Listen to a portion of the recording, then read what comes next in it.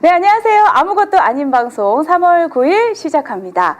오늘도 귀한 두 분 모셨는데요. 먼저 더불어민주당 김상우 의원님 나오셨습니다. 어서 오세요. 반갑습니다. 마이크는 치시면 안 되고요.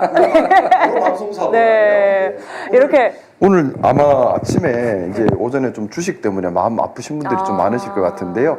이럴 때 우리 힘내야 됩니다. 우리 경제 곧 회복될 거라 믿습니다. 화이팅! 그럼요. 자, 그리고 울산의 자랑종 한 분이십니다. 우리 류사명 전 총경님 나오셨습니다. 다시 한번 제가 인사드릴까요? 네. 안녕하세요. 반갑습니다. 동작구는 누사명 울산의 사나이, 부산의 사나이, 네. 동작구는 유삼역 동작구는 유삼역. 자, 한번 재밌다. 동작구는 유삼역. 예. 뭔가 연호하시면 안 된다는 거 아시죠? 그래요? 어떡하지? 아직 본격적인 그 선거 운동이 시작되지 않았기 때문에 가능한 거 아닌가요? 그래서 안 되는 예. 거예요. 그렇군요. 그래 하면 안 된대요? 네, 개인적인 그럼 동작구 끊고 네. 동작구만 하고 나중에 이렇게 하겠다. 다시 동작구는 자, 이러면 더 기억나. 아니 성함이 너무 좋은 게 뭐냐면 숫자 같아요. 기억하기 좋아요. 3이랑 0. 그거를 한꺼번에 표현하는 방법이 오. 저는 우리 유삼연 선배님 네. 정말 기억이 나는 게 그때 울산 중부 경찰서장으로 재직하실 때에 정말 용기 있게 전국 경찰들을 대변해서 나서셨던 네. 그 모습이 잊혀지지가 않아요. 그때 머리를 파마머리셨거든요. 독특하시고 강렬하셨어요. 2022년도 말씀하시는 거죠? 22년도 7월 23일 토요일 날 네. 그 파마 머리로 가서 우리나라 언론을 다 이렇게 장악을 했습니다. 모든 네. 언론이 저희 이야기만 했죠. 전국에 완전 스타가 되셨죠. 근데 제가 사실 울산 중부경찰서에 변호사 할 때 뭐 이런저런 위원으로 많이 들어가 있었어요. 그래서 중부경찰서를 자주 갔었거든요. 또 경찰 직장협의회가 있지 않습니까? 그쪽 활동도 같이 돕고 하면서 자주 갔어서 중부 서장님이니까 더 반가운 거예요. 근데 서장님은 저를 만나주지 않으셨어요. 그때 사실 굉장히 좀 억울한 일도 있으셨던 것 같은데. 네. 그날 바로 잘렸습니다. 서장 회의하고 파마 머리요? 파마 머리 했을 때? 파마 머리를 하고 이제 네. 파마 머리는 왜 파마를 했는가 하면 경찰은 파마를 하면 안 되고 네. 경찰 고위직 중에 파마한 사람이 없어요. 네. 제가 이제 존경이 되고 걱정이 경찰은 너무 생각이 굳었다. 생각을 좀 바꿔야 된다. 생각을 바꾸는 건 쉽지 않으니까 머리카락부터 좀 바꾸자 해서 머리카락에 히네루를 줬습니다. 일본말로. 회전을 줘서 머리를 부드럽게 하면 생각이 좀 부드러워지지 않을까. 네, 그리고 네. 경찰이 금기를 하나씩 깨가는 차원에서 파마를 했죠. 경찰에서 파마 유명한 거죠. 네. 근데 그 파마 때문에 그리 된 게 아니고 경찰서장 회의를 하면서 이제 정권에 밑보인 이유로 그날 회의하고 아산에서 회의하고 바로 울산으로 가던 도중에 경찰서장에서 직위 해제돼 버렸죠. 이 용기를 우리가 기억해야 되고요. 자, 그래서 네. 동작구는 아니 그 사건이 좀 무슨 사건이 있었던 것 같은데 그래도 예. 좀 억울하게 무슨 사건인지 모르는 분을 위해서 간단하게 제가 좀 좀 얘기해 간단하게 주시면 네. 전국 경찰서장 회의를 했습니다. 왜냐하면 윤석열 정권이 들어오자마자 제일 먼저 시도한 게 경찰청에서 자율적으로 경찰을 이렇게 인사를 하고 지휘를 하던 경찰청을 행안부 이상민 장관이 있는 행정안전부에서 경찰국을 만들어서 경찰청의 인사를 장악해서 경찰을 장악하는 거예요. 경찰을 왜 장악하려느냐? 역대 독재 정권들, 그 이승만 정권, 그 박정희 정권, 전두환 정권 때는 정권이 경찰을 좌지우지해서 독재의 도구로 쓰기 위해서 경찰을 좌지우지하기 위해서 경찰국을 뒀고 네. 민주정부가 되면 그걸 계속 없앴어요. 예. 그래서 없어진 지 23년이 됐는데 91년도에 경찰국이 없어졌는데 이거를 23년 만에 윤석열 들어오면서 경찰국을 설치해서 경찰 인사를 장악하겠다. 이거는 독재를 하겠다는 뜻입니다. 우리 경찰 역사를 보면 독재의 수단으로 경찰국을 썼기 때문에 이건 죽어도 안 된다. 건의를 했는데 말이 안 통하니까 그러면 실력 행사를 하기 위해서 전국에 있는 총경들 다 모이자. 이렇게 이야기를 해서 아산에 있는 경찰 인재개발원에 가서 그 회의를 하고 오는 중에 잘려버린 거예요. 세상에. 이게 말이 되는 건가요? 잘못됐죠. 그 명분이 되나요? 명분도 안 되고 사유도 안 되죠, 사실은. 네. 그건 있을 수 없는 일인데 네. 또 당연히 낼 수 있는 내야 하는 목소리를 내신 거거든요. 그래서 우리가 그 용기를 잊지 말자는 의미에서 다시 한번 동작구는 예, 이렇게 이렇게 손 표시로 하면 될 것 같아요. 하면 우리가 이제 손으로 이거는 3년이고 이건 오케이예요. 네. 그 두 가지를 같이. 근데 왜 동작구를 선택을 하셨습니까? 아, 동작구 어떤 인연이 있으십니까? 제가 선택을 한 게 아니고 선택당했습니다. 역시 능력자십니다. 네. 제가 이제 인재로 3호로 영입이 되어서 인재가 영입되면 전략 공천을 해주거든요. 그러면 주로 보면 그동안의 관행에 의하면 쉬운 데를 준다고요. 동작구는 쉬운 데가 아닌데요. 그러니까 말씀을 좀 드리면 나경원에 네. 덧받치죠. 그래서 저도 좀 다른 거 영입 인재처럼 쉬운 거 좀 주세요 하니까 당신은 안 됩니다. 당신은 아주 좀 귀한 자원이기 때문에 멋있는 데 가서 이래 해야 된다 해갖고 이래 몇 군데를 이래 돌다가 이제 그때 당시에 동작을이 역대로 제일 치열한 동네입니다. 그게 뭐 정동영, 정몽준이 붙었던 그런 동네예요. 네. 그런데 동작구에 여러 후보들 갖다 대니까 그 공천할 사람이 없으니까 여기를 가야 되겠다. 이래가 제가 일주일을 조금만 제고해 주십시오 하고 일주일을 했는데 안 되고 가야 된다 해서 제가 가겠습니다 하니까 당시 이재명 대표한테 전화가 왔어요. 고맙다고. 거기 와 싸워줘서 고맙다고. 그만큼 이제 어려운 데인데 저를 너무 과대평가해서 험한 곳으로 보내가고 지금 이런 고초를 겪고 있습니다. 우리 민주당의 아주 좋은 전통인 것 같습니다. 능력 있으면 험한 데서 그렇죠. 공을 세워라. 네. 돌격대장으로. 지금 비슷한 상황이 네, 울산에서 맞아요. 벌어지고 있는데요. 네, 저도 그 돌격 두 분이 대장입니다. 뭔가 공통점이 좀 많은 것 같아요. 일단은 울산에서 네. 또 많은 경험들이 있으시고 울산의 아들들이라고 할 수 있는데 또 서울에 오셔가지고 또 뭔가 험지에서 또 싸우시고 네. 그래서 오늘 두 분의 공통점일 수 있는 울산에 대해서 우리가 오늘 이것저것 좀 이야기를 나눠보고 싶어서 자리를 좀 마련해봤습니다. 네, 그리고 저는 지금 선배님, 제가 이번 선거에 네. 저는 정말 중요하게 생각하는 게 선거운동 방식도 중요하다라고 네, 아까 뭐 생각해서 네 가지가 없다며. 예, 네 가지를 제가 선언을 이렇게 했습니다. 바로 공격 들어간다고요? 아니, 네. 공격이 아니라 좀 저는 이걸 많은 분들이 이번 네네. 지방선거에 함께 동참해줬으면 하는 바람에서 그렇습니다.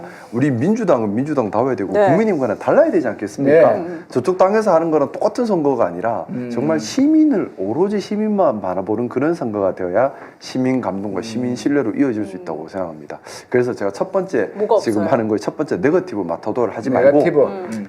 그 공간을 오로지 정책으로 다 채우자. 그래서 민원 현장이 어떻게 풀 건지를 발견해서 다 채우자. 시민 이익 중심으로. 그래서 제가 지금 저 같은 경우는 지금 국회 활동도 같이 하고 있는데 주중에는 국회에서도 열심히 일을 하는 모습 보여드리고 또 동시에 막 지역 내려가서는 그런 부분 정책으로 계속해서 함께 소통을 하고 있거든요. 네거티브 마타도가 사실 제가 제일 잘할 수 있는 건데 변호사 출신이라서 근데 제가 네거티브 하지 않겠다.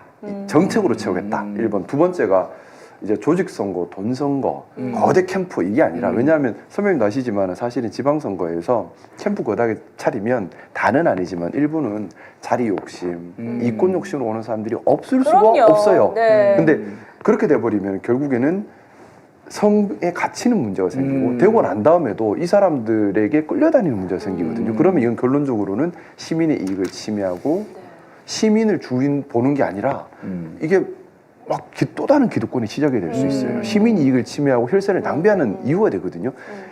그래서 이 조직 선거를 잘하는 게 저쪽 당이죠. 저쪽 당은 온갖 자리 약속, 이권 약속에서 맞아요. 꽉 해서 이렇게 선거하거든요. 근데 우리 민주당은 달라야 되지 않을까? 왜냐하면 시민 이익 중심이어야 되기 때문에. 그리고 또 세 번째는 요거는 좀 조심스러운데 제가 유세차를 안 쓰겠다고 선언을 했습니다. 왜냐하면 유세차 필요는 하죠. 근데 유세차 쓰면 계속 소리 지르면서 그냥 근데 사람들 일단 잘 보지도 않고 듣지도 않고요. 요새 유세차 잘 안 봐요. 안 보고.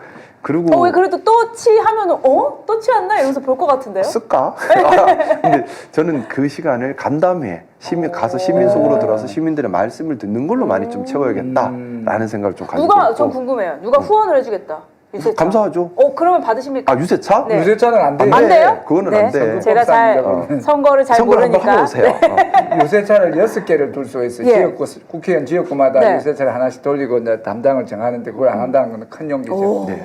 그리고 또 하나 마지막은 일을 하는 모습 또 일할 준비하는 모습을 충실히 보여드리면서 그냥 사실 그렇지 않습니까? 얼굴 많이 비추고 중요하긴 한데 악수 많이 하고 중요하긴 한데 여기에 집중해서 뭘 할지가 없어버리면 그거는 또 안고 빠진 찐빵이 되지 않습니까? 그래서 저는 지금 생각으로는 일단 본선거 들어가기 전까지는 일하는 모습 또 일할 준비가 되어 있는 모습을 계속 많이 보여드리고 본선거 딱 들어가면 이제 시민 속으로 완전히 들어가는 그런 생각을 가지고 있는데 이 네 가지 선거운동 방법에 대해서 선배님의 고견을 듣고 싶습니다. 아까 한 가지가 빠졌는데 고액 그 기부금 그 이야기는 안 하셨는데 일단 주는 사람이 없어서요. 아주 어떻게 생각하세요? 저는 뭐 선배는 네. 아니고 이쪽 업계에서는 제가 후배고 네. 저는 2년 전에 선거 한번 해봤는데 예. 선거에 대해서 잘 모르고 이번에 경선부터 하니까 정말 힘든지 알겠어요. 지난번에는 차려놓은 밥상에 와서 네. 후보 역할만 했는데 정말 힘든 거는 후보자가 되는 과정이 더 험난해요. 그리고 지금 그 과정에서 이런 과감한 기득권이죠. 선거 뭐 유세 차량은 본선거에서 하고 네. 이 지금 조직을 해서 세과시를 해서 이제 경선에 유리한 상황을 포기를 하시는 거니까 혁명적인 발언이에요. 사실은 저 울산에서 공표 여론조사가 몇 번 있었습니다. 근데 공표 여론조사에서 좀 제가 다행히 잘 나왔어요. 잘 나오고 나니까 소위 말하는 영향력 있는 사람, 조직 큰 사람들이 연락이 다 오더라고요. 네. 사실 그분들 손잡으면 편하죠. 그렇죠. 그리고 또 제가 현직 국회의원이니까 조직 만들려면 그것도 편하죠. 네. 근데 맞아요.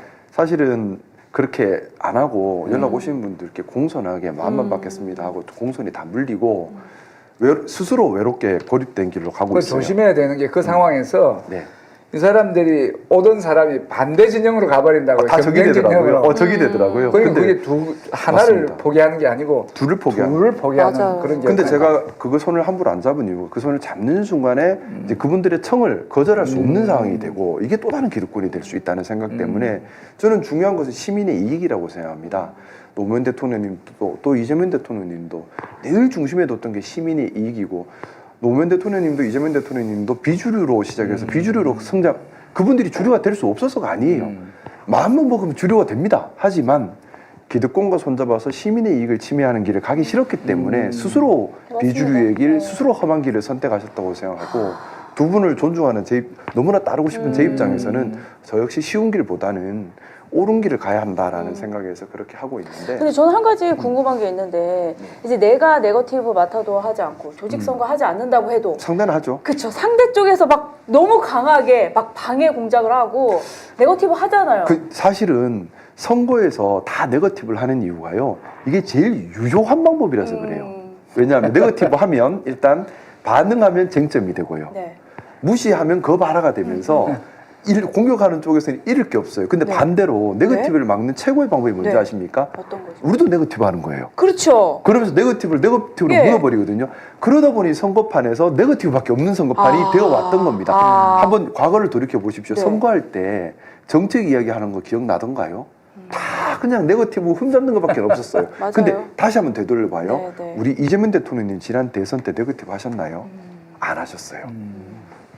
이재명 대통령님은 두 번의 대선을 치르시면서 제가 깜짝 놀란 게 그렇게 네거티브를 계속 받으시는데도 네거티브로 물리치면 될 텐데 네. 상대가 네거티브로 들어와도 네거티브 안 하세요. 그냥 정책 이야기만 하시고 시민 이야기만 하셨습니다. 제가 또 페이스북에 그런 걸 또 올리셨고 그러니까 왜곡하고 싸우는 게 중요한 게 아니다. 미래를 위한 일하기도 바쁘다 하고 정책에만 계속 집중하시거든요. 저는 되게 감동받았고 본받고 싶어요. 그게 그런- 정말 시민을 위한 정치라고 생각을 합니다. 진심은 어쨌든 시민들이 알아봐 줄 것이다. 뭐 저는 우리 당원 동지들과 또 시민들의 현명함을 믿습니다. 그리고 대한민국 국민들 대단한 분들이세요. 그럼요. 이번 12.3 내란 진압하셨고요. 노벨 평화상 후보입니다. 네. 이런 대한민국 국민들께서 아, 저도 후보네요. 네, 우리 저도 다 같이. 후보입니다. 후보님. 네. 저는 우리 대한민국 국민들을 믿고요. 네. 대한민국 국민들이 그런 정치를 원한다고 생각합니다. 언제까지나 알맹이 없고 정책 없고 시민을 주인으로 보지 않고 오로지 자리 싸움에 네거티브만 하고 그 네거티브를 막기 위해 또 네거티브하고 서로 그냥 시커먼 흙탕물 싸움만 하고 시민을 위한 얘기는 하나도 없는 그런 세상을 시민들은 더 이상은 원하지 않는다고 생각하고요. 그리고 우리가 싫어하는 그쪽 상대당이 늘 선거를 그렇게 하잖아요. 조직 꽉 만들고 이 조직은 대부분 자리 약속, 이권 약속으로 이만큼 늘립니다. 뭔가 지향점도 없어요. 늘린 네. 다음에 그 다음에 네거티브로만 쫙 들어가잖아요. 근데 우리도 똑같은 모습이 된다면 사실은 좀 아니지 않을까. 저는 그래서 좀 이게 뭐 처음 어떻게 보면 좀 네. 지방선거에서 이렇게 시도하는 사람이 많이 없었던 것 같은데 예, 맞아요. 제가 한번 시험해 보고 싶습니다. 제가 한번 해서 성공하면 네. 또 다른 분들도 용기 내서 같이 동참할 수 있지 이 순간에 않을까요? 갑자기 궁금한 질문이 네. 떠오르는데 질문해 주시죠. 저쪽 당 이야기하셨는데 네. 거기서 오셨잖아요. 이전 선거는 어떻게 했는지. 제가 사실은 저쪽 당과 좀 안 맞는 면이 있었던 것 같아요. 왜냐하면 제가 22대 총선 선거할 때 선거운동 공약 또 1번이 예. 네거티브 맡아도 오. 안 합니다. 그때부터 그랬네. 한결 같았네요. 어. 조직을 막 만들어주는데 막 힘내라. 그때도 그 이제 그때 국민의힘에서 조직을 만들더라고요. 근데 네. 제가 그 조직은 그러니까 이제 뭐 전에 국회의원 하셨던 분도 계시고 뭐 시당도 있고 다 있으니까 그 조직은 나랑 상관없으니까 별도로 움직이십시오. 저는 저대로 움직이겠습니다 하고 사실은 만든 걸 만들지 말라지는 못하니까 그건 그대로 움직이고 저는 저대로 혼자 움직였어요. 제 주변에 도와주는 친구들 한 두세 명 같이 발로 이렇게 다 다녔거든요. 그리고 제가 사실은 제가 인사하는 거는 도사입니다. 그래서 인사 열심히 하고 이런 걸로 했는데 그때 선거 결과를 이렇게 보면 발로 많이 다녔던 곳에서 표가 의외로 많이 나왔어요. 그러니까 그때 다시 한번 느꼈어요. 뭐냐면 시민들이 원하는 것은 시끄러운 선거가 아니라 진정성이 있는 선거구나. 네. 그래서 저는 시민들에게 진짜 신뢰를 드리고 진짜 신뢰를 받는 길을 택해야 한다. 그러면 우리 시민들 저는 현명하시다고 믿습니다. 누가 일할 준비가 되어 있고 일하려고 하고 능력이 있는지를 보고 평가하실 충분히 이제는 그럼요. 그런 세상이다. 네. 그리고 요새 뭐 유튜브도 좋은 거 맞아요. 많고요. 네, 네. 찾아보려면 얼마든지 또 알 수가 있거든요. 그렇게 홍보를 하면 어떨까? 그래서 저는 좀 사실 뭐 선배님은 아시겠지만 쉬운 길 버리고 또 전쟁터에서 장수가 갑옷 다 던지고 싸우겠다는 건데 하지만 그 진정성을 시민들이 알아주실 거라 믿고 또 이 길을 저는 우리 선배 제가 너무나 존경하는 선배 정치인들도 걸어오셨던 길이라고 생각해서 한번 그렇게 해보려고 합니다. 결심하셨어요? 네. 결정된 거예요? 선언을 했으니 지켜야죠. 이미 지금 진행하고 있는 것 같은데 우리 총경님 조금 더 울산 얘기 조금 더 나온 김에 좀 더 해보도록 하겠습니다. 저희가 네.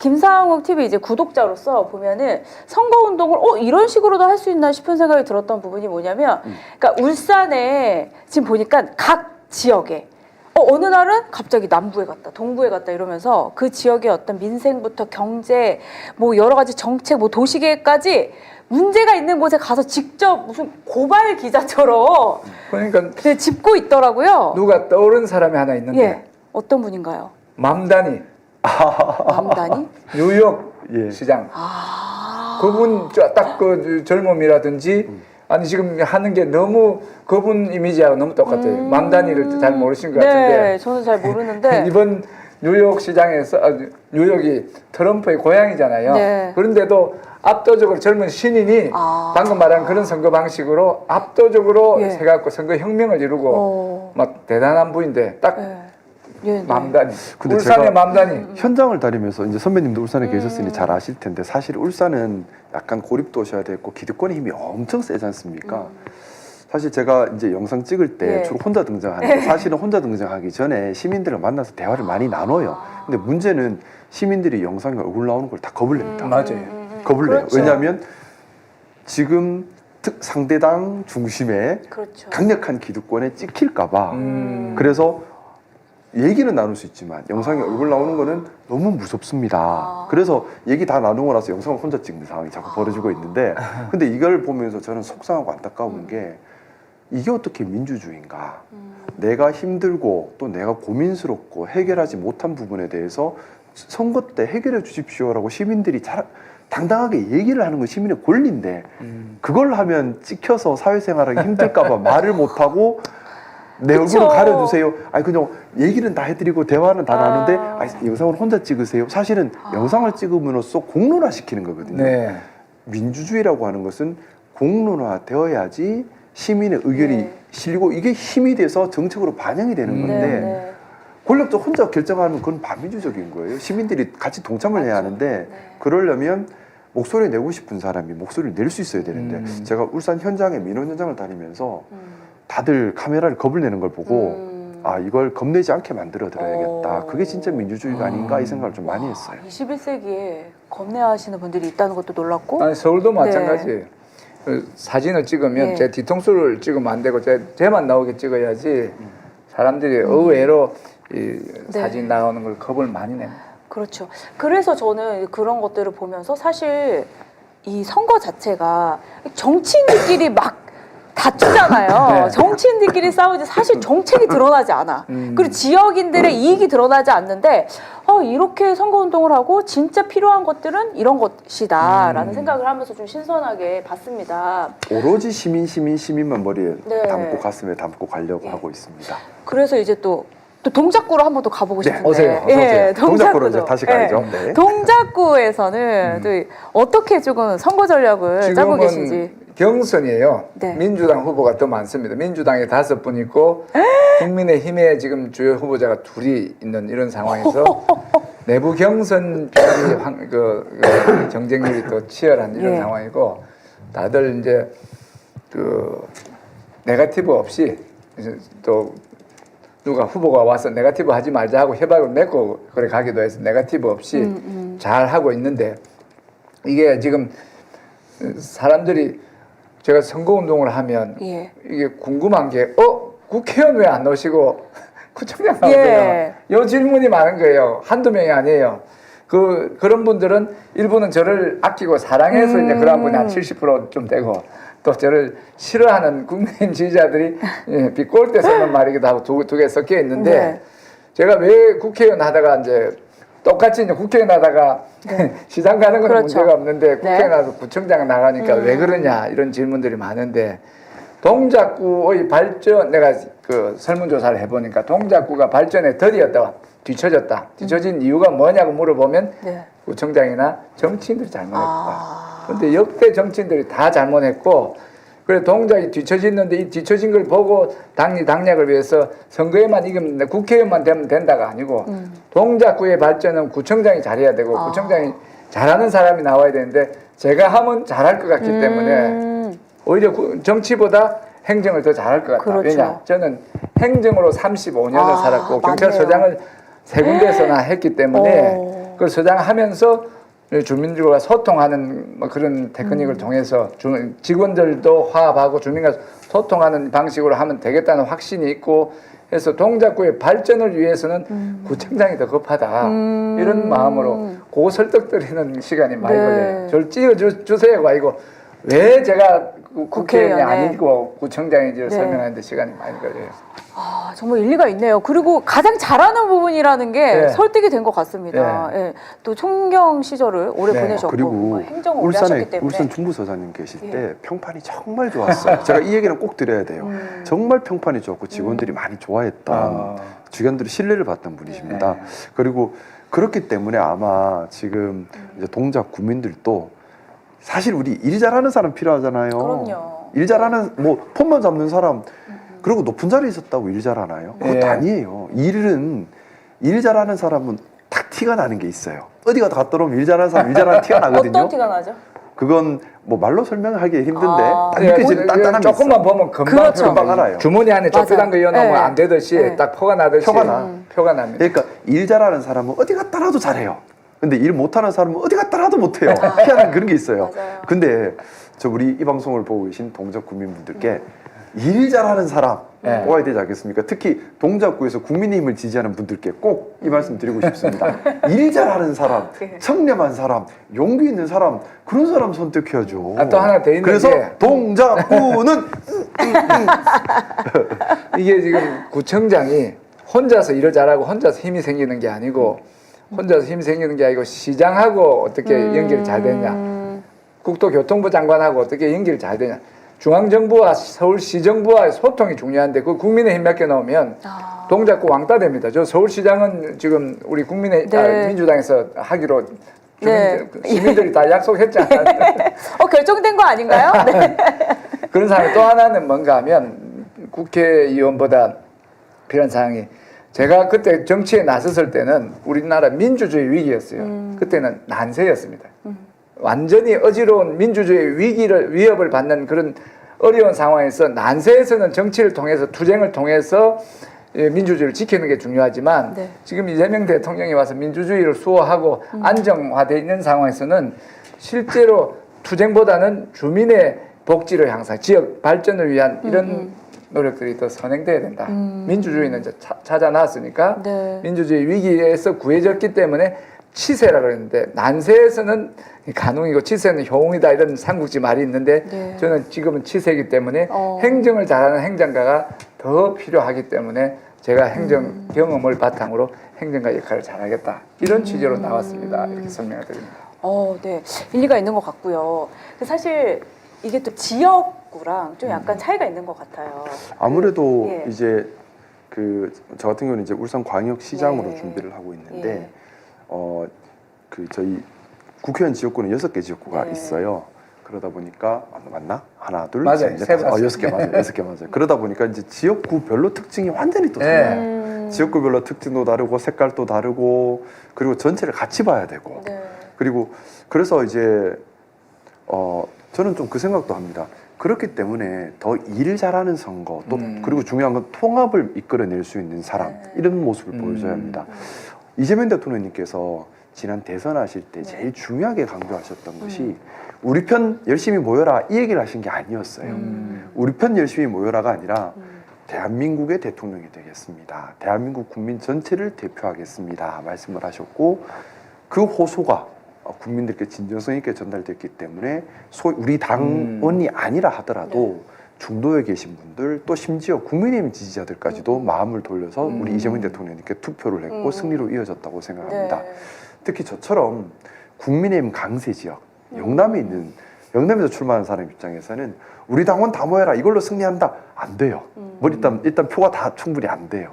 중요한 것은 우리 당뿐만 아니라 범민주 진영이 단일화로 뭉쳐야 되고, 그걸 바탕으로 중도 성향, 또 국민의힘 지지자까지 끌어안아야지만 승리가 됩니다. 그래서 마찬가지로 민주당의 시장이 되겠다에 머물러 버리면 도리어 선거 칠 수 있어요. 그것이 아니라 울산시 전체의 시장이 되겠다. 이재명 대통령님께서 지난 대선 때 보여주셨던 모습 그대로 닮아가는 것이 저는 선거 승리의 가장 중요한 핵심이라고 생각하고 있습니다. 그것이 어떻게 보면 지역구 선거는 좀 다른 점이죠. 네. 지금 보니까 울산 6개 선거구 중에 2개는 민주당, 하나는 진보당, 그다음에 국민의힘 세계에서 딱 반반은 되고 있는 진보와 근데 제 보수가. 지역구가 사실은 국민의힘 초강세 지역이라서 제가 예. 탈당하고 맞네, 넘어오면서 맞네. 이렇게 된 거라서 민주당 지역이라 할 수는 없고요.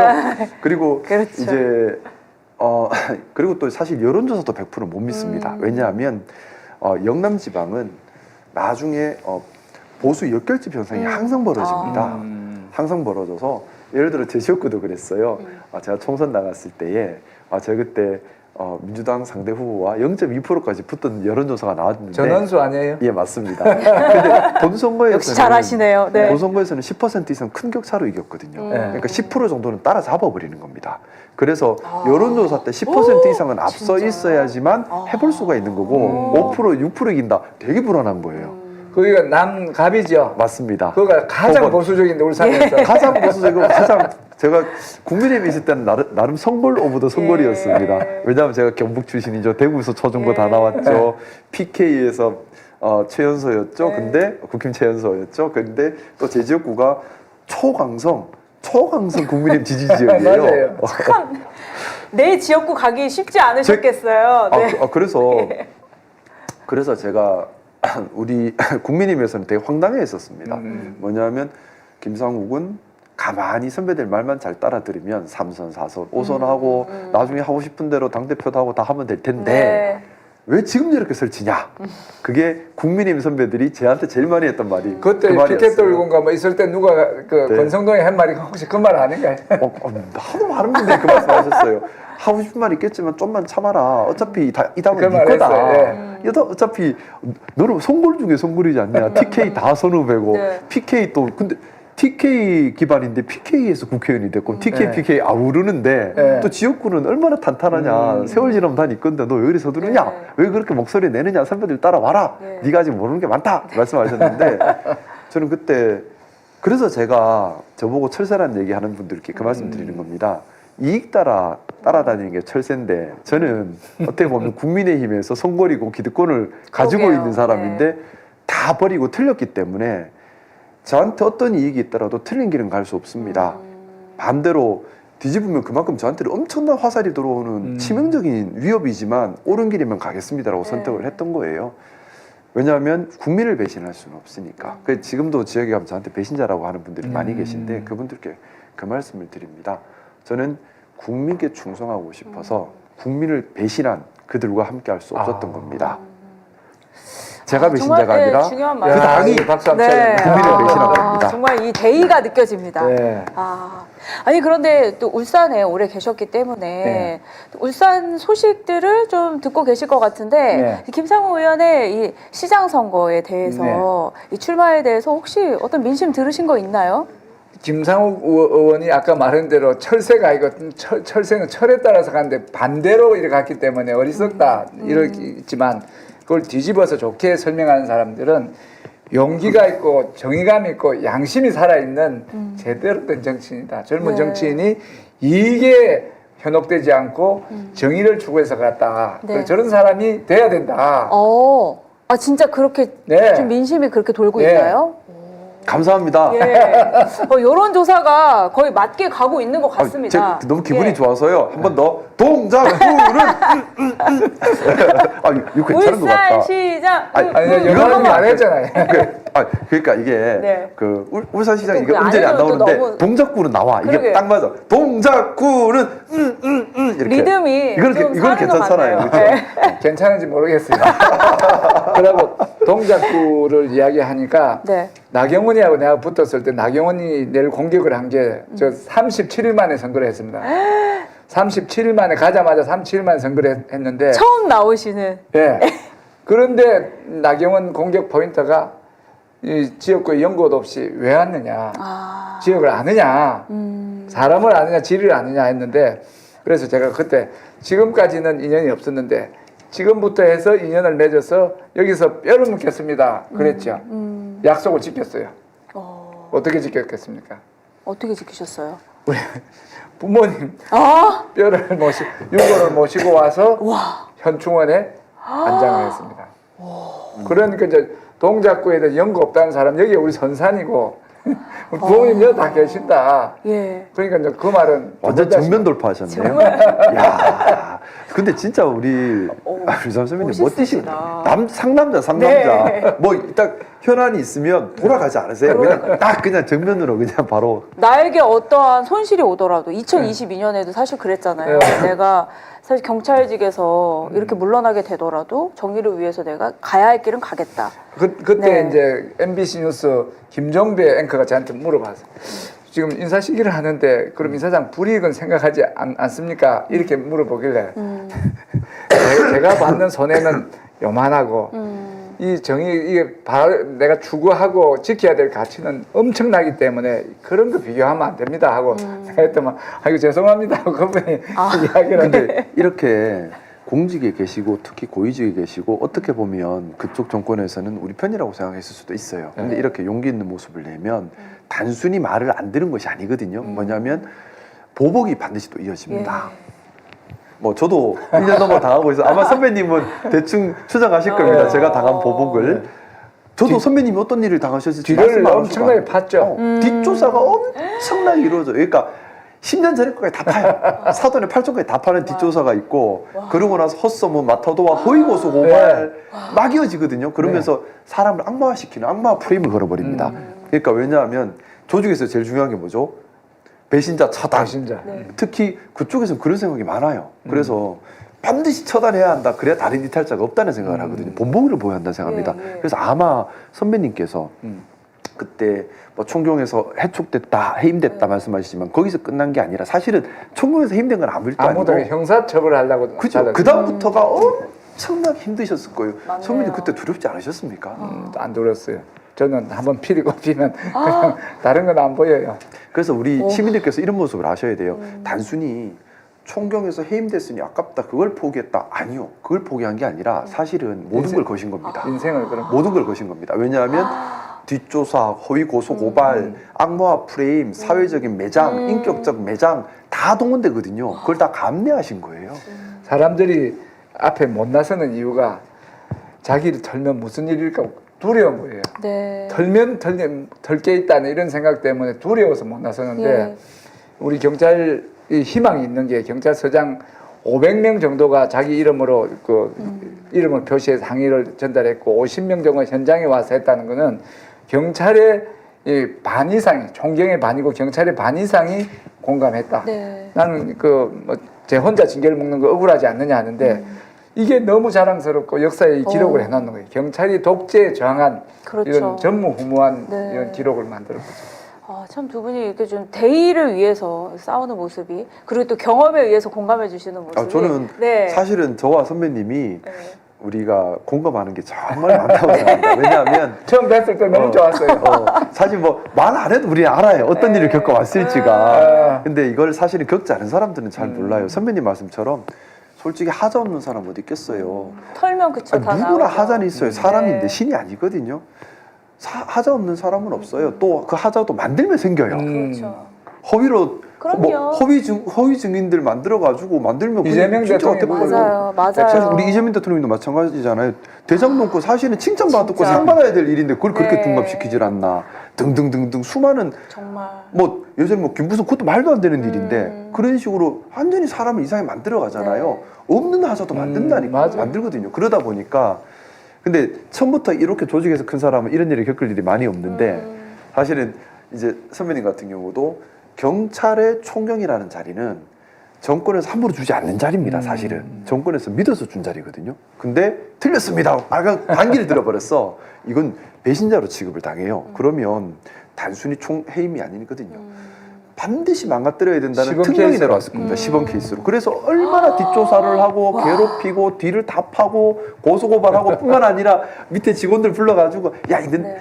허위 진술을 강요하고 왜냐 악마 프레임으로 자꾸 때려야지만 네. 자기들의 정당성이 그렇죠. 회복이 되거든요. 네. 근데 그걸 견뎌내신 거예요.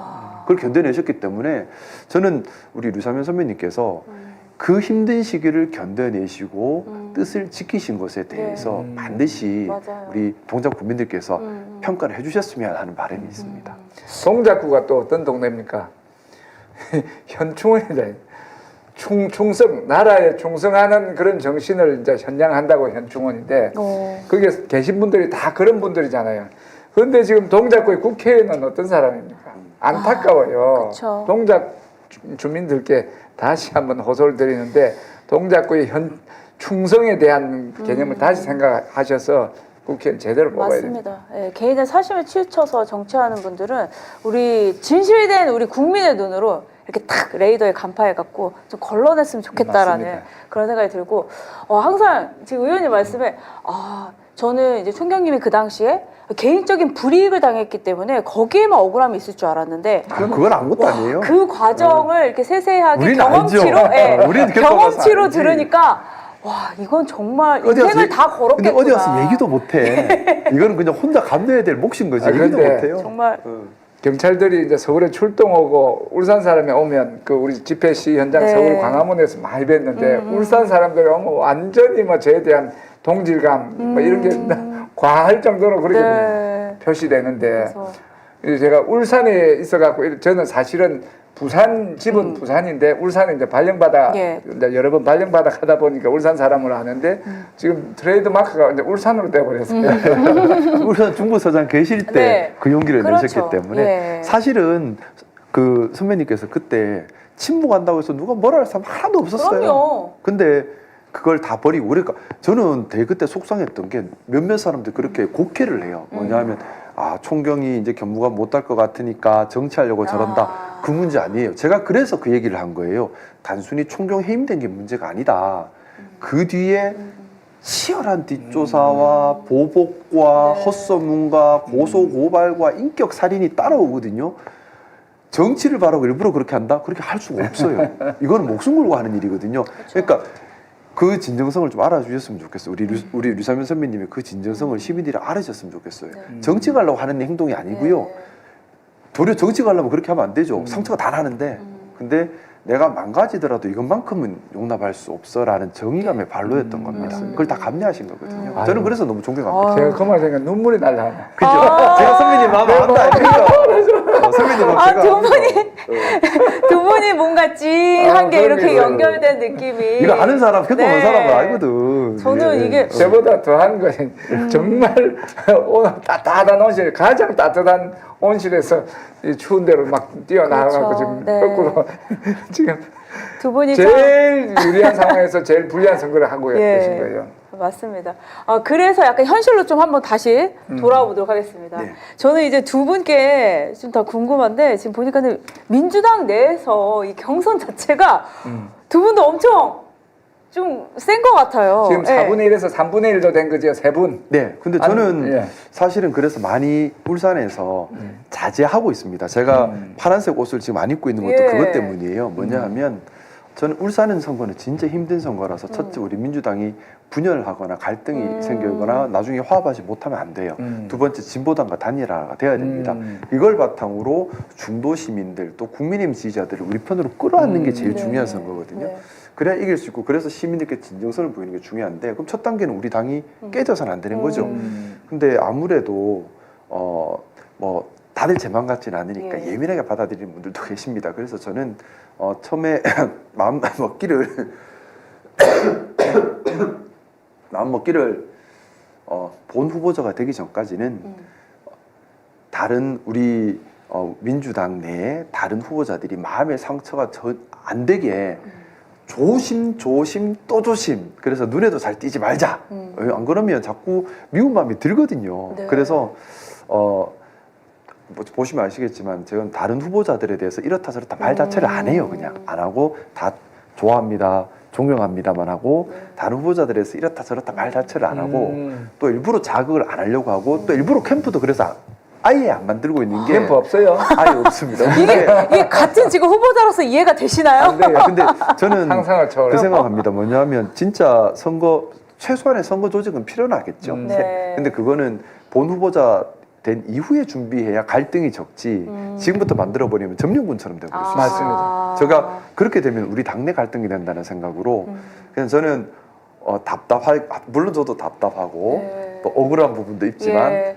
뭐 공인은 억울함을 감내하는 게 고민이라고 배워서 다 감내하면서 기다리려고 합니다. 그래야 다 함께 갈 수 있다고 생각해서 좀 그런 마음으로 하고 그럼 있습니다. 혹시나 경선에서 내가 이기지 못한다면은 근데 그거는 혹시나. 당원들의 네. 선택이고 시민들의 선택이기 때문에 뭐 제 이런 진정성이 전달이 안 돼서 선택받지 못한다면 그건 또 제 모자람인 거지요. 그리고 저는 자리 욕심이 없다는 말씀 드리는 게 자리 욕심이 앞서면 사실 이런 마음이 안 나요. 그렇죠. 내가 이겨야 된다. 내가 저 자리 가야 되는 생각이 앞서니까. 근데 저는 공인이 자리 욕심 내는 것도 사심이라 생각합니다.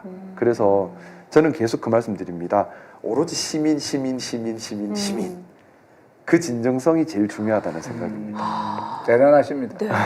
아까 네 가지가 없는 것도 대단했는데 예. 캠프가 없구만. 5가지가. 근데 그거는 이제 본 후보자가 되면 예, 아마 그럼요. 최소한의 예. 조직은 필요하겠죠. 네. 근데 그거를 거대 캠프를 차려서 자리 약속, 이권 약속으로 막 끌어모으는 그런 짓은 안 하겠다는 겁니다. 왜냐하면 그건 반민주적이고 네. 불공정한 기득권의 시작이 될 수 있기 때문입니다. 오히려 그렇기 때문에 주변에서 내가 갈까?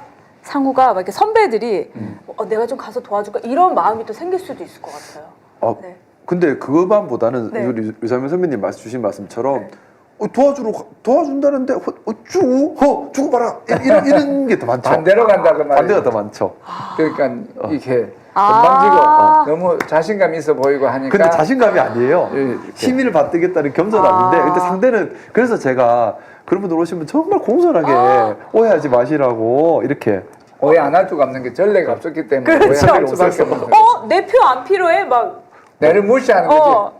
가볍게 생각한다 이거 그렇죠. 오해할 수가 예. 있는 거예요. 근데 이 자리를 들어서 말씀 올리면 네, 한번. 절대 가볍게 생각하지 않고요. 무겁게 받아들이고 있습니다. 하지만 저는 오직 시민의 이익을 위해서 선거 때부터 기득권을 만드는 짓을 안 하려고 하는 겁니다. 왜냐하면 자리 약속, 이권 약속 아니면 영향력 안에 들어가는 예. 문제 이런 것들이 생기고 나면 결국에는 거기에 끌려서 공정함을 잃어버리게 되고 그러면 시민의 신뢰를 잃어버리게 됩니다. 우리 울산 같은 경우는 이번에 우리 민주당이 만약에 지방정권 집권하게 된다면 정말 잘 해야 돼요. 정말 잘해서 시민들께서 보시기에 민주당이 100배, 1000배, 만배 낫다. 아이고 잘한다. 이 말 나와야지 뿌리가 내립니다. 안 그러면 맞습니다. 4년 뒤에 또 뒤집어져 버려요. 이것도 뒤집어집니다. 한번 우리 이미 그 경험이 있어요. 한번 잡았다가 4년 뒤에 180도로 뒤집어졌었거든요. 울산에 어떤 일이 있었냐면 2018년도 선거 때 울산이 민주당이 싹쓸이를 했었어요. 네. 시장, 구청장, 시의원, 구역까지 싹쓸이를 했어요. 근데 딱 4년 뒤에 어떻게 됐냐? 정확하게 180도로 뒤집어졌습니다. 시장, 구청장, 시의원, 구의원 쫙 다 쪽당으로 예. 다 가버렸거든요. 이유가 효능감, 시민들께 효능감을 보여주는데 모자람이 있지 않았나. 저는 그래서 제일 중요한 것은 이기는 것도 중요하지만 더 중요한 것은 이기고 난 이후에 시민들께 야, 민주당 진짜 잘한다, 잘 뽑았다, 정말 일 잘한다, 다음에도 민주당이다, 민주당이 모범이 되네, 다르다 이 말이 나와야만 합니다. 자, 우리 대통령님께서도 그렇게 하시는 그렇죠. 거잖아요. 잘 뽑았다, 잘 뽑았다, 대구에서도 그 얘기 맞아요. 나오잖아요. 그러면서 바뀌는 거거든요.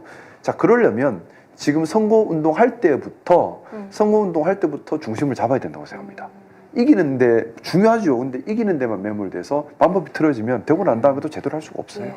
그 말에 대해서 좀 말씀을 좀 드리면 이 18년도에 이겼는데 22년도에 전 거는 그 많은 그 구청장 후보들이 네. 잘 못해서 또가 아니고 그분들도 다 열심히 했고 열심히 하셨어요. 잘했는데 잘하셨어요. 이 바람이 역풍이 너무 세고 전국적인 이 윤석열 신드롬 때문에 이제 그렇게 잘못된 거다 이렇게 네. 그건 고쳐야 정확한 말씀이십니다. 정확한 말씀이십니다. 근데 이제 그 반대 바람이 불더라도 이겨낼 만큼 효능감을 줘야 된다는 거죠. 예.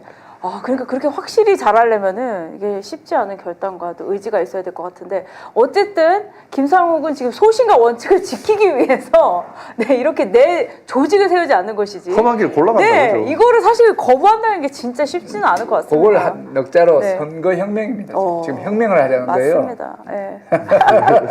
아니 그래서 네. 우리 총경님 같은 경우에는 네. 또 지금 동작구 같은 경우에도 당내 경선이 4파전 네. 아닌가요? 5파전이에요. 우와, 치열하다.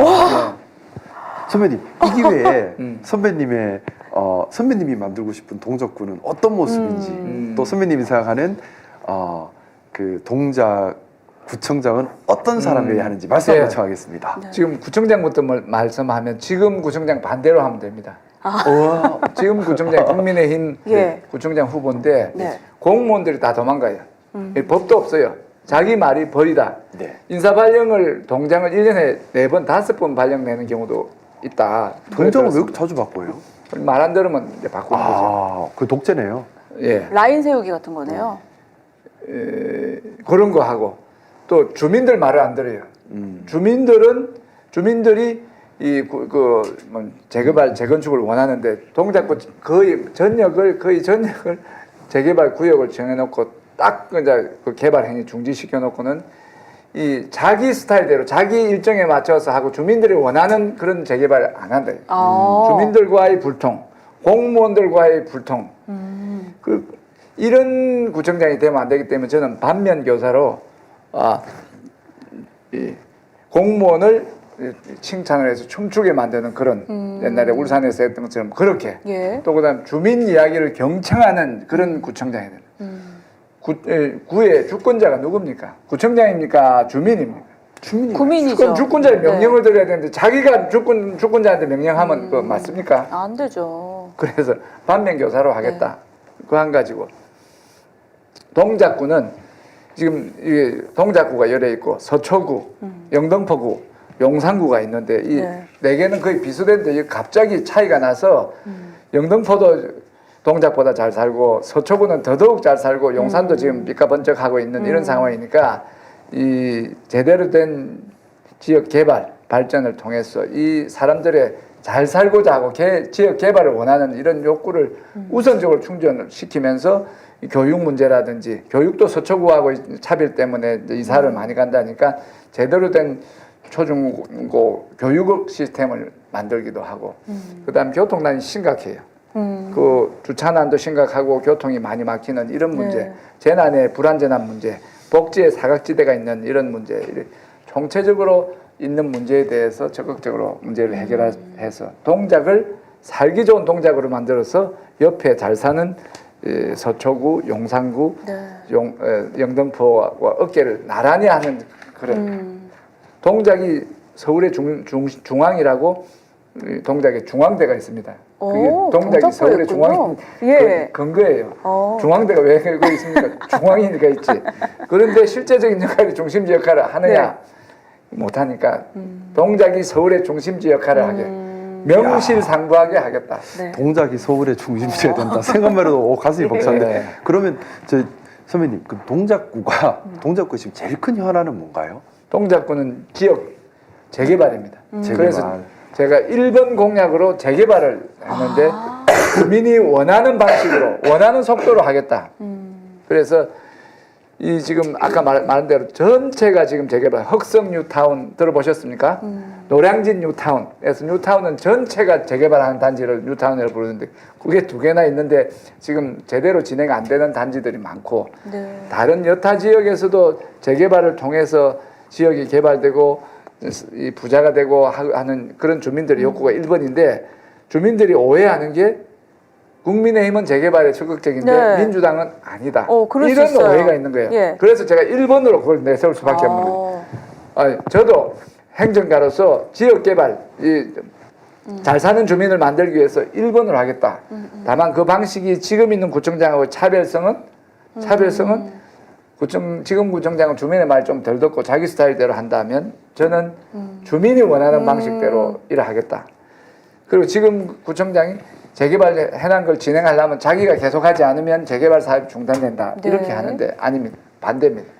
서울시장이 지금 서울 민주당 정권이기 때문에 민주당 구청장이 되어야지 서울시하고 해서 예산도 받고 허가도 쉽게 낼 수 있기 그렇죠. 때문에 제가 돼야 된다. 이렇게 이야기를 할 수 있는 거죠. 근데 재개발이라는 것이 제대로 진행되려면 조합, 또 업무 대행사, 시행사, 시공사, 또 주민들, 조합원들 다 이게 참 조율하는 게 정말 까다롭고 힘들지 않습니까? 맞습니다. 또 경우에 따라 추가 분담금 문제도 있고 또 재개발에서 현금청산으로 빠져나가는 분들도 계실 것이고 상당히 복잡다단한 문제가 있을 것 같은데 선배님 어느 정도 이제 세밀하게 파악이 좀 되어 있으십니까? 그러니까 저 문제 해결. 지금 뭐 한마디로 어떤 문제를 이렇게 하겠다는 건 안 돼요. 그 구체적인 재개발 조합마다 상황이 다 다르죠. 예. 제가 이제 35년간 경찰 생활을 했는데 경찰이라는 게 뭐 사람을 잡아들이고 수사하는 것도 있지만 문제 해결자로서 영어로 하면 프로블럼 솔버로서 문제 해결사로서 문제 있는 현장을 해결해서 문제 없는 현장으로 만드는 그런 연습을 35년 한 거예요. 재개발 조합의 각각에 처한 모든 상황에서 문제점이 있으면 그 문제를 갈등 관리하고 조정하는 그런 연습이 된 방법으로 이해관계자들의 절충을 통해서 문제를 풀어나가는 거죠. 내가 그동안 해왔던 방식으로. 혼자서는 안 되는 거예요. 예. 이렇게 원탁에 둘러앉아서 여러 이해관계자들이 이렇게 절충이 되고 조합이 되는 그런 토론들이 상당 기간 있어야 됩니다. 누가 결정해서 이렇게 하자고 밀어붙이면 반대하는 쪽에서 반대를 해버리면 그건 올스톱이니까. 선배님이 핵심을 정확하게 보고 계시네요. 제가 여쭤본 게 사실은 이런 부분입니다. 재개발 사업들이 보면 다 난관을 겪고요. 그 이유가 이해 당사자들의 관계가 너무 복잡하게 얽혀서 그렇습니다. 항상 보면 조합 측이 있고 비대위가 또 생기고 현금청산자가 생기고 싸움이 붙고 또 조합장 자리를 놓고 서로 또 붙고 여기에 또 용역사들이 붙고 또 시공사가 붙고 시공사가 또 분쟁이 생기고 추가 분담금 문제가 생기고 하면서 막 뒤죽박죽이 되면서 제대로 진도를 못 나가거든요. 근데 이걸 누군가는 조율해줘야 하는데 사실 조율 주체가 잘 없어요. 그러다 보니 다 막히는데 선배님은 지금 재개발이라고 하는 것 구청장이 내가 해내겠습니다 하고 소리 지른다고 되는 것이 아니라 모아놔서 원탁에서 내가 조율을 보는 핵심 중추적인 역할을 하겠다. 유연하게 상황에 맞춰서 길을 찾아 나가겠다라는 얘기를 하시는데 저는 재개발이 잘 되려면 이 역할이 제일 중요하다고 생각하거든요. 박수를 보냅니다. 야, 갈등을 해결하는 능력. 예. 어. 갈등은 해결되지 않는데 조정하는 수준이에요. 그렇죠. 예. 갈등이란 말이 혹시 무슨 뜻인지 내가 설명을 드릴까요? 갈등이 어떤 거죠? 갈은 칡나무예요. 네. 그다음에 등은 등나무입니다. 근데 이게 이 칡나무는 오른쪽으로 돌라하고 네. 등나무는 왼쪽으로 가면 올라가는 거예요. 아. 이 둘이는 평생 해결이 안 됩니다. 갈등이라는 그런 엄청난 뜻이 만날 있습니다. 수가 없네요. 예, 그런데 그걸 해결할 수는 없는 거죠. 조율을 해서 잠시 어떻게 이렇게 컨트롤하는 거지 이해관계가 완전 천성이 다른 쪽으로 휘기 때문에 갈등은 그런 겁니다. 아, 그 정도로 복잡하고 참 어려운 문제인데 이거를 조정할 수 있는 능력을 가진 분이라면은 굉장히 좀 설득력 있는 것 같습니다. 그러면은 사실 저는 이제 너무 구독자여가지고 울산에 대한 문제가 지금 제 현안처럼 느껴지기도 해요. 예, 김상우 TV 구독을 하면은 울산에 어떠한 현안들이 있고 문제들이 있고 하는지 다 단숨에 파악이 되는데 지금 제가 지금 울산 현안으로 가지고 있는 게 한 200개 정도 돼요. 그래서 한 개 이제 예. 한 번 더 점검하면서 그게 이제 제가 울산에서 변호사 생활을 좀 했잖아요. 했는데 네. 또 좀 저희 사무실이 일을 많이 하는 사무실이어서 사실 울산의 뒷 이야기들을 너무나 많이 알고 있어요. 그래서 제가 네거티브 하면 내가 제일 잘합니다 말씀 감히 드린 게 사실은 뒷이야기들을 거진 다 알아요. 누가 어떻게 저떻고 누구 관계는 어떻고 다 알아요. 다 아는데 그러다 보니까 곳곳에 다 보이는 거예요. 그래서 저걸 풀어야 되는데 근데 울산이 지금 문제를 많이 못 풀고 있는 현안들이 많거든요. 우선은 근데 저는 그 생각합니다. 독재 국가가 아니잖아요. 민주주의 국가에서 중요한 것은 시민들의 관심이고 공론화입니다. 그게 돼야 시민들의 관심과 공론화된 것들이 정책으로 반영이 되고 공론화로 시민들의 지지를 얻어야 정책이 추진이 될 수 있어요. 네. 예를 들어 시민들이 알 필요도 없어. 공론화도 필요 없어. 내가 권력자니까 내가 정해. 내 마음대로 갈 거야. 이건 반민주적이죠. 뿐만 아니라 힘도 없어요. 왜? 그러면 시의회는 고수위가 되든지 반대하든지 두 가지 길밖에 없죠. 이런 식으로 엉망이 되거든요. 근데 그것이 아니라 시민들의 의견을 모아서 공론화를 과정을 거치고 시민들이 동의하고 그걸 바탕으로 정책으로 나가고 정책 결과에서 시민들의 동의를 다시 구하고 그 다음에 정책 실행으로 간다면 시의회의 동의를 구하기도 훨씬 수월할 것이고요. 시민들도 힘을 실을 것이고요. 그러면 진짜 실행으로 나아가지는 거거든요. 그게 민주적인 거죠. 그 과정에서 시민들의 감시 감독, 시민들의 참여가 이루어지는 것이고요. 그런 행정이라면 시민의 이익에 도움드릴 수밖에 없지 않을까요? 예를 들어 울산의 지금 버스 문제 때문에 시민들이 불편함이 많으십니다. 과연 이 과정에서 시민들의 의견이 공론화되었는가? 시민들의 참여와 감시 감독이 보장되었는가? 시민들의 동의를 구했는가? 아니면 권력자 혼자 머릿속에서 계산하고 나와 친한 사람들 사이에 결정이 났는가? 그게 어떻게 보면 본질적인. 그래서 저는 대한민국이 민주공화국이지 않습니까? 진짜 민주공화국이 되려면 우리 동작구 그리고 뭐 울산시 이 단위부터 민주주의가 뿌리 내려야 합니다. 그래서 지방선거가 중요하다고 생각합니다. 지역 곳곳에 이러한 민주주의 그리고 시민이 주인이 되는 것이 참 중요하지 않을까 생각이 드는데 그럼 마지막으로 제가 두 분께 질문 드릴게요. 또 동작 구민들 그리고 또 울산 시민들에게 좀 전하고 싶은 진심과 공심 뭐 어떤 것들이 있을까요? 네. 먼저. 저부터요? 네. 시장님 먼저. 선배님 먼저 해야죠.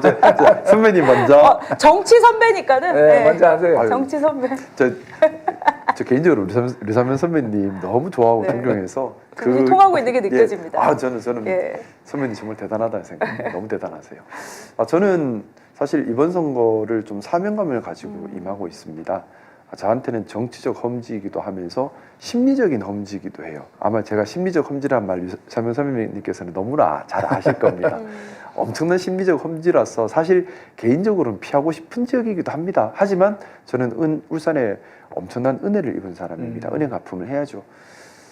6.3 지방선거, 울산 선거의 중요성은 6.3 지방선거 승리를 좌우하는 곳이라 생각하기 때문입니다. 6.3 지방선거에서 우리 민주당이 이겼다는 평가를 받으려면 울산과 경남에서 승리를 가지고 와야 하는데 울산, 경남은 초접전 지역입니다. 그리고 울산에서의 승리는 경남의 승리를 견인합니다. 왜냐하면 울산에서 동남풍이 불면 양산, 밀양까지 영향을 미칩니다. 특히 양산엔 인구가 많아요. 그래서 여기까지 영향을 미치면 경남 선거를 견인할 수 있습니다. 울산도 경남도 어차피 초박빙 승부이기 때문에 네. 이 바람에서 일어나는 선거 결과가 경남에 영향을 미칠 수밖에 없는 거죠. 그래서 선거를 반드시 이겨야 한다는 것. 그리고 제가 사실 처음부터 시장 선거 욕심냈던 게 아니에요. 저는 별로 자리 욕심 있는 사람이 아니라서. 그래서 주변에 처음에 많은 분들이 권해줬을 때 제가 바로 한다 소리를 하지를 않았었어요. 그리고 후보자분들께도 1월 30일까지 우리 민주당 후보자분들께도 1월 30일까지 누가 됐든 현 시장을 이길 수 있다라는 객관적 데이터를 보여주시면 돕겠습니다. 그리고 제가 생각하는 울산의 문제를 풀 수 있는 구체적 비전을 보여주시면 돕겠습니다라고 했는데 안타깝게도 1월 30일까지 그런 데이터를 저는 볼 수가 없었습니다. 그래서 심사숙고 끝에 저도 모자라고 하자가 많지만은 나서게 된 것이고요. 또 하나는 울산은 지금 마지막 기회에 있다고 봅니다. 선배님께서도 계시지만은 고립되고 낙후되고 배타하면서 전통 산업은 붕괴하고 청년은 이탈하고 기업도 나가는 이제 소멸 단계로 들어섰는데 살려야 합니다. 근데 살릴 수 있는 시간 저는 길어야 3년이 다라고 생각합니다. 왜냐하면 울산을 살릴 수 있는 에너지의 힘은 AX 산업 대전안에 있습니다. 근데 울산의 AX 대전안에 가지고 있는 유일한 강점인 산업 암묵지 또 이걸 활용할 수 있는 유니스트. 근데 3년 지나면 이 산업 암묵지라는 것이 더 이상 의미가 없어집니다. 그러면 산업 암묵지를 활용할 수 있는 이 3년 안에 울산의 변화를 급하게 이뤄내야 하는 것이고요. 또 하나는 제가 지금 여러 가지 정책 관련해서 시민들 만나뵙고 영상할 때는 저 혼자 찍을 수밖에 없을 만큼 시민들께서 의사 표현을 하거나 뭘 하는데 민주적인 문화가 자리 잡지 못했어요.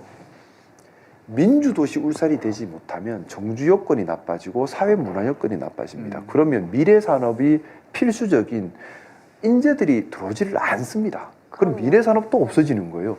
민주도시 울산은 단순히 민주주의를 한다가 아니라 시민들의 삶을 지키고 울산의 미래를 열어가기 위해서도 필수적인 기본입니다. 이런 간절함 때문에 나섰고요. 저는 그 생각합니다. 정말 바른 방향으로 간다면 울산광역시장 선거는 이번이 마지막이어야 합니다. 그리고 4년 뒤에는 부울경 통합지사 선거로 바뀌어야 합니다. 그 변화를 울산이 이끌어 가야 합니다. 무섭다고 뒤로 숨을 것이 아니라 선도해야 합니다. 좀 그런 사명감을 가지고 나섰습니다. 예. 앞으로 계속 응원하도록 하겠습니다. 자, 우리 총경님도 마지막으로 한 말씀. 이야기하니까 제가 귀가 번쩍번쩍 뛰는데 왜 그런가 하면 제 이름이 사명이기 때문입니다. 유사명. 그게 또 그렇게도 해석이 되네요. 제가 울산에 있을 땐 제 이름 유삼영인 줄 알았는데 KBS 아나운서 MBA 전부 다 유사명으로 발음하더라고요. 네, 사명이 맞죠. 국어 선생님께서 사명이 맞다. 사명 아니고요. 네. 저도 뭐 비슷한 사명을 띠고 민주주의를 지키고 경찰의 정치적 중립을 지키겠다는 사명감으로 뛰어든 이 정치에서 다시 이제 구청장으로 이렇게 정한 취지는 아까 설명을 드렸고 동작의 발전도 마찬가지입니다. 동작이 너무 지나치게 처져 있는 이런 상황을 회복을 해서 동작의 발전 모멘텀을 충분히 만들어서 동작 구민이 원하는 잘 사는 동작, 그다음에 발전하는 동작, 시민들은 잘 살고 하는 이런 걸 만들기 위해서 제가 그동안의 정치 행정 경험과 또 아까 말씀드린 대로 새로 선출될 민주당 서울시장과 또 이재명 대표가 저한테 여러 번 와서 사람들이 이재명 대표님이 대통령께서 저를 아주 이래 신뢰한다고 이렇게 생각을 하시는데 그런 관계를 활용을 해서 동작구의 발전을 선도할 사람 민주당 유삼영 후보다 이렇게 말씀을 드립니다. 예. 사명을 꼭 이뤄주시길 바라겠습니다. 이 동작구와 또 울산 또 여러분께서 눈을 좀 크게 뜨고 꼭 응원하고 또 지켜봐 주시면 감사하겠습니다.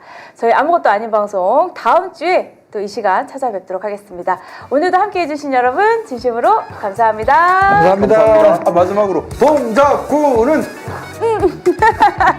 아무래도 이게 제가 지금 울산으로 도전하는 건 그래서 리스크만 가득 있고 또 된다 한들 저한테 큰 보상이 있는 일도 아니고 또 뭐 소위 말해서 저한테 그런 염려하시는 분들도 많으시더라고요. 쉽지 않게 전국적 인지도를 얻었는데 지역으로 내려가면 다 잃어버릴 것이다. 근데 그럴 수도 있을 것도 같아요. 근데 저 개인적으로는 사실은 득보다는 실이 많고 안정보다는 매우 위험한 길입니다. 그런데 저 스스로 좀 다짐한 것이 제가 좀 그 얘기 자주 합니다. 12.3 내란을 겪으면서 기존의 김상욱은 죽었다. 지금 살아있는 김상욱은 시민들이 살려주신 새로운 삶이다. 나 자신의 이익을 위해 뭘 하려고 하지 말자. 그래서 국민 속으로 출가했단 마음으로 살기 때문에 우리 이재명 정부 성공에 도움이 되고 또 제가 해야 될 사명이고 역할이라면 제가 찢어지고 망가지고 너덜너덜해지더라도 그래도 사명이라면 가야 한다는 생각이고요. 제가